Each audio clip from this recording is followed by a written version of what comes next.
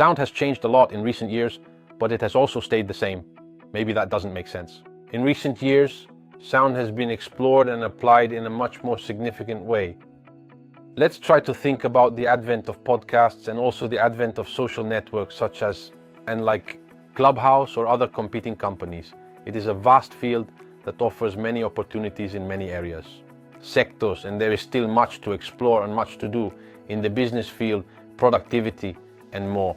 Employee productivity can drop by as much as 70% in the presence of very critical and significantly noise conditions, of disturbances.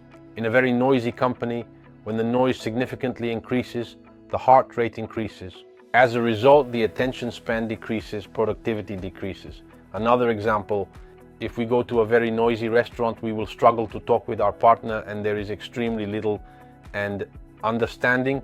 The dialogues are very difficult, so people tend to raise the volume a bit more, so raise the voice, and this indeed causes stress on both sides. The experience at the restaurant will also be affected. Negative, meaning the perception of the food we eat will be different from what it would have been in a quiet environment. You will definitely leave that restaurant with a not too positive experience. In recent years, sensitivity has significantly increased among restaurateurs, companies, or public venues. Taking care of the acoustics of environments and surroundings, or at least some try to address these issues in various ways, and certainly those who do it definitely improve the experience for both the customer and also significantly enhance in a meaningful way. It is the work environment of all the people who work within that setting. Generally speaking, schools are the same thing. The school should be an environment where the acoustics should to be theoretically perfect. In an environment where learning takes place, the intelligibility of speech, therefore the ability to listen attentively and fully understand what the teacher is saying, is indeed absolutely fundamental also because it is extremely important. That's what you're there for. Otherwise you would study at home with your books and there would be no need to attend in person. But unfortunately, school environments do not have good acoustics, also because they are almost devoid of furniture, such as furniture with soft materials like cushions or curtains and other items. So there are curtains, carpets, or sound-absorbing surfaces. Normally there are very rigid surfaces. So we find ourselves in front of glass, we find ourselves in front of us, and in front of chairs that maybe are not even padded.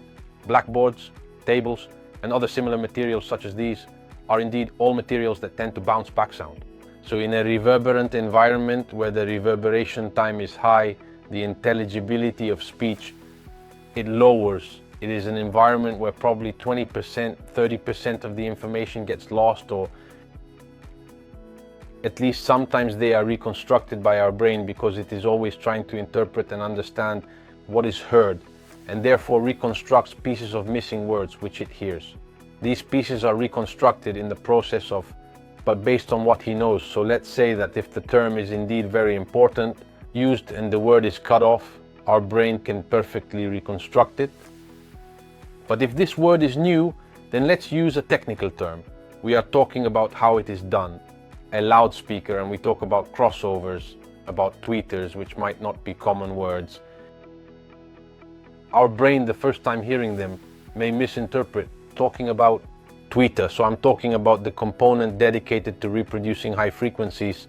But if the environment is reverberant, those who have never heard this term might, thinking that I'm talking about Twitter, the social network that has nothing to do with what I'm saying. In the coming years, I believe that improving the acoustics in schools or in all environments, training rooms, is an important challenge that must be undertaken to learn better and faster compared to the past. Another example, let's think about the project, the Urban Sound Planner, essentially. A network of entities, companies, research institutes, and organizations that are working to limit pollution, acoustic in urban areas. All the examples I have given you, if we go back in time 10, 20 years ago, they almost didn't exist, or some of these projects were just in their infancy. There were ideas, especially in Italy, in some Nordic countries, these concepts, the sensitivity towards environmental acoustics in general is significantly more developed in distinct areas and fields, various aspects and sectors. Then there are obviously countries that they are a step behind us, but there is a trend anyway. I believe in general, on a global level, in my opinion, in order to take care of this thing properly and effectively, Also because sound is one of the most fundamental and basic elements in our daily lives and experiences. Sound is in the very beginning of our life, since we were in our mother's womb, where we couldn't see anything, but we could feel, and we listened to the sounds. We communicate in that direction to try to provide some detailed and comprehensive information in order to raise awareness about important, significant and valuable environmental acoustics or the issues of noise pollution. Obviously, we have economic interests in discussing because of this, since we sell products that improve environmental acoustics or treat the environments. The interest in sound in general is something that, however, belongs to us. When I say it belongs to us, I am speaking for myself and my partner who founded it. This company long before Garvan was founded, so we're talking about 92, 93, approximately in the year around 92 or so. So really a long time ago, and indeed for us back then it was a very enjoyable hobby that we cultivated. Then in 2005 we opened Garvan Acoustic with the company Garvan. We are open to collaborations with organizations, companies and universities that care about this topic. They care about acoustic wellness. For anything, write to me in the comments. If you enjoyed the video, leave a like. See you in the next video. Thanks.